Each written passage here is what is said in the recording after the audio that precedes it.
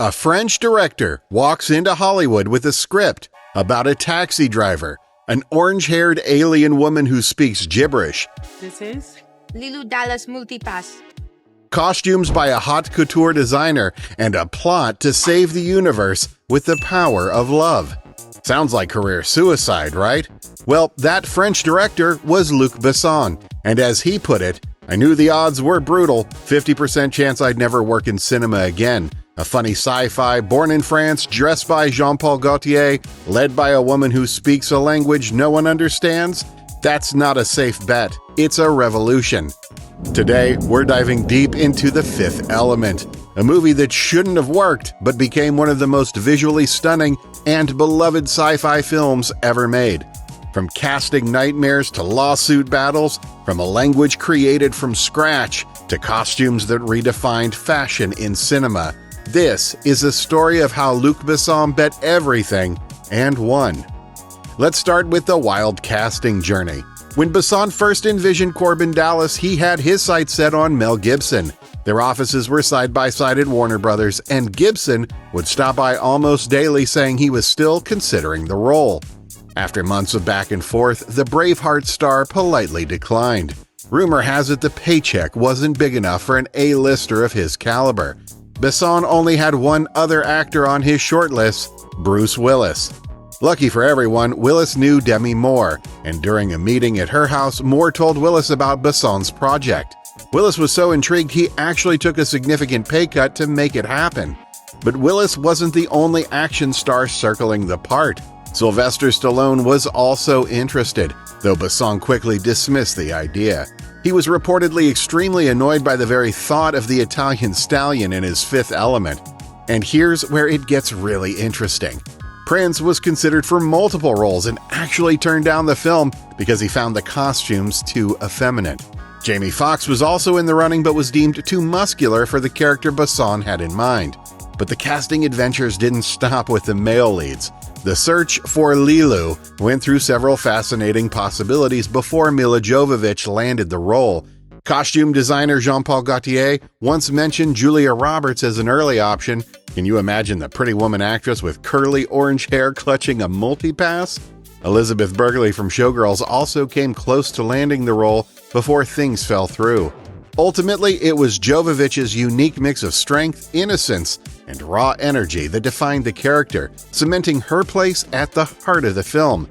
Now, let's talk about the most fascinating casting story of all, how Milla Jovovich became Leeloo through what might be the most unconventional audition process in Hollywood history.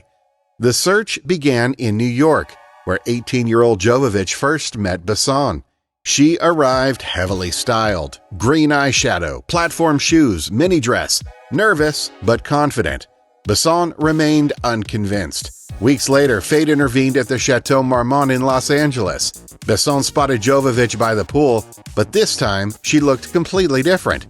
As Milla later recalled, in the room, so I felt confident that I did a good job. But then I never heard from him again. A few months later, I was with my boyfriend at the time, staying at the Chateau Marmont. We had been like partying all night, as you do. I'd come down wearing his clothes, his baggy jeans, his t-shirt. My hair was a mess, no makeup. And I'm having breakfast by the pool, and who happens to be sitting at the table 2 tables down is Luc. And he saw me, and suddenly in his head, he saw Leeloo. He had his assistant come and say, "Oh, can you meet with Luc again?" I said, "Yeah, sure. Let me just like get ready." And she's like, "No. The contrast was striking. Besson asked her to test again, this time improvising, dancing awkwardly, singing, speaking in gibberish. Though she didn't fully understand what he wanted, she threw herself into it with fearless energy. That's when Besson realized he hadn't found an actress to play Leeloo, he'd found Leeloo herself.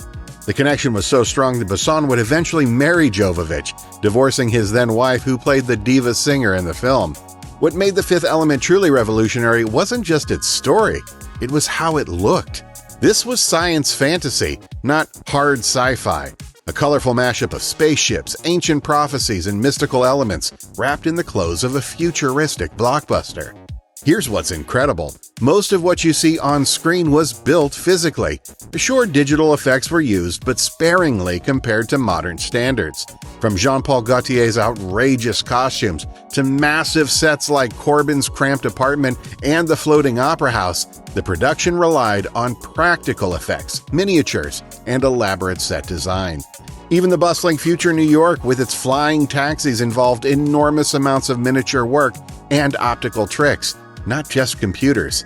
This blend of old-school craftsmanship with just enough CGI gave The Fifth Element its unique, almost handmade texture.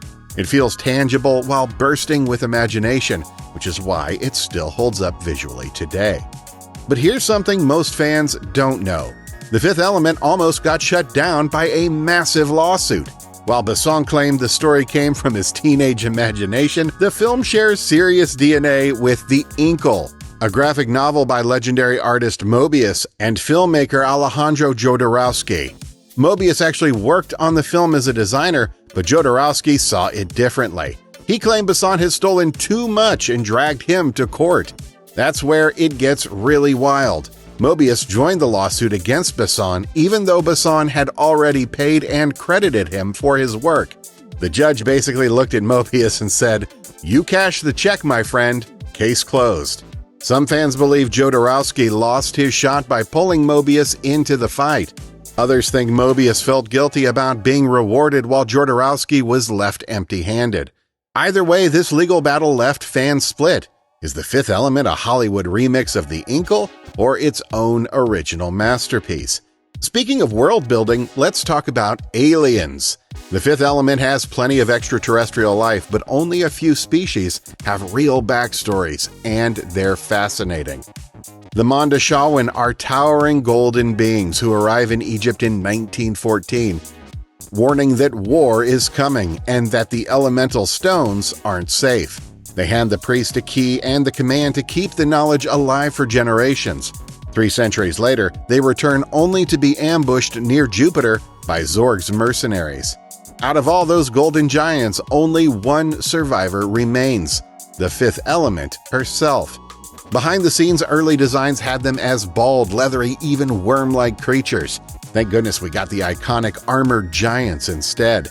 Then there are the Mangalores, a total nightmare to design until artist Camille Cassett dropped one monstrous sketch that nailed it instantly.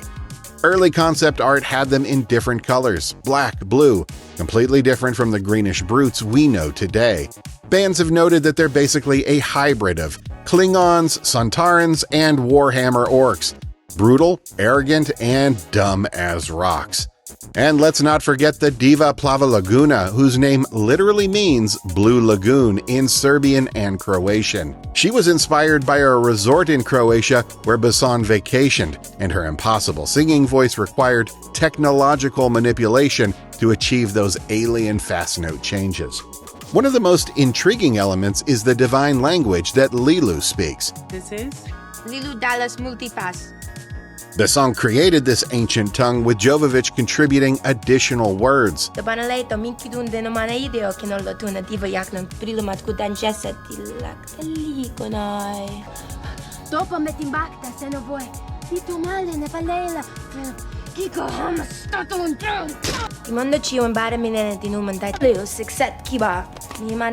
Fans have actually pieced together nearly 400 words, building a real dictionary of this fictional language. The word Mondoshawan means guardian of the universe in divine language, though it interestingly resembles Italian mondo for world and Arabic shawan or leader. For Father Cornelius, learning this language is part of his sacred duty. Think of it like studying Latin in church, only far rarer and harder. What makes The Fifth Element truly special are the perfect little details that pay off in huge ways. Take Korben's matches. Early in the film, we see him light a cigarette with one of his last 2 matches in his rundown apartment. Just another bad day for a burned-out guy. But in the climax, when the team has activated earth, wind, and water, but can't ignite the Firestone, Dallas reaches into his pocket and pulls out the last match. One strike, one flame, and the Firestone bursts to life, saving the world. What started as a throwaway moment becomes the key to humanity's survival. Then there's Jean-Paul Gaultier's costume design. He created over 5,000 designs that were trimmed down to 1,000 final pieces. From the iconic McDonald's uniform to Leeloo's sexy bandages to Willis's orange vest, every costume told a story. And speaking of Gaultier and Prince, there's this hilarious behind-the-scenes story that's become legend. Some people thought Prince was upset with Jean-Paul Gaultier because he believed the designer was insulting him. The truth? Gaultier was describing an element of Prince's potential costume as faux col, which means fake ass in French. But in Gaultier's thick French accent, it sounded exactly like F you. Talk about a lost in translation moment that could have changed cinema history. After he received a phone call, like from Prince, saying that he didn't like so much they were too gay, the clothes, because there was something like fuck you. It was like he saw that I say here, it's like fuck you, like he thought that I don't know if I wanted to fuck him or whatever, but anyway, so that was a big mistake, big faux pas. But I still don't.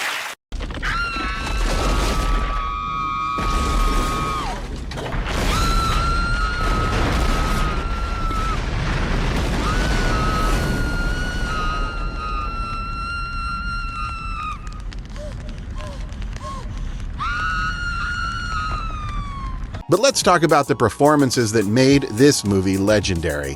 2 words: Ruby Rhod. The world has never seen a character acted that way before or after. A truly masterful performance. Who could beat the swagger of Ruby Rhod? It's there in every movement, every sound, every emotion. With that iconic bzzz and we green?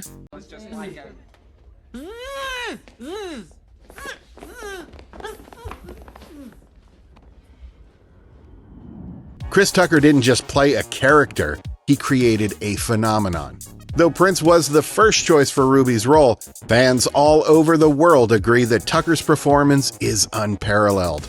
Well, Prince, thank you for passing on the role and letting Chris deliver one of the most hilarious, exaggerated, and fantastic performances in sci-fi history. The Fifth Element has perfect timing, perfect framing, that single-point perspective, beautiful editing, incredible music, and humor that hits every single time. At the heart of it all, Ruby Rhod and Jean-Baptiste Emmanuel Zorg. Gary Oldman landed another iconic role, though fans are divided on this one. Many think it was a class act, while others criticize Gary's almost comic-like performance. But here's what makes it brilliant. Oldman mentioned his role was partly inspired by Bugs Bunny and Ross Perot, creating a hysterical and whimsical villain with charisma unmatched by any villain before or after The Fifth Element. I know. Money is of no importance. I want the stone.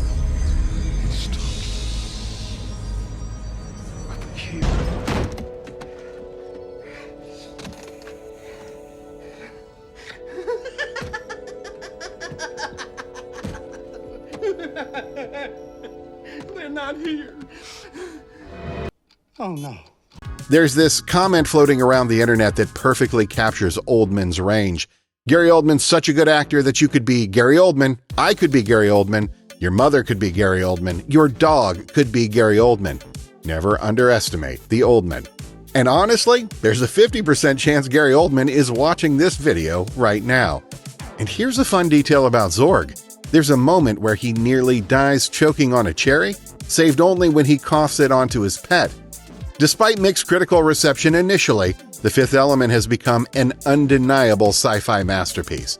Roger Ebert called it one of the great goofy movies, a feast for the eyes if not for the brain. And you know what? That's exactly right. This movie works because it doesn't take itself too seriously while taking its world building very seriously. It's got perfect timing, incredible framing, beautiful editing, an amazing score, and humor that still lands today. The film proves that sometimes the craziest bets pay off the biggest. Leeloo is described as genetically perfect, the quintessence of human life. And quintessence literally means fifth essence in Latin. Even her character name connects to the film's central concept. The fifth element remains a testament to what happens when you give a visionary director complete creative freedom and the courage to push every chip to the center of the table.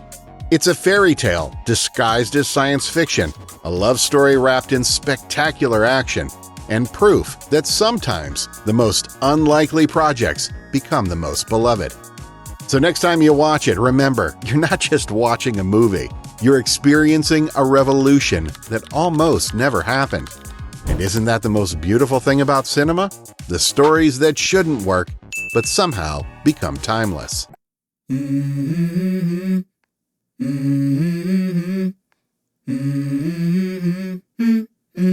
Let's go. I wake up to a little bit of drool on my pillow, feel like it's gonna be a bad day. Yeah, I'm tired of shit, and the coffee ain't hit yet, damn, ain't that great. I don't wanna go to work, cause my boss is a jerk, and I'm not even that paid. I need a change in my life, cause I don't feel alive, and there's nothing that makes me happy. Hold my beer for a minute, I'm about to quit my job, cash in for a ticket. I'm going on a trip and I don't plan to visit. I'm gonna stay there till I feel like I'm winning, and this is just the beginning. I need a big change, help me feel like living. I need a big swing, home runs I'm hitting, and I'll never look back, moving on till I get it all. How was it?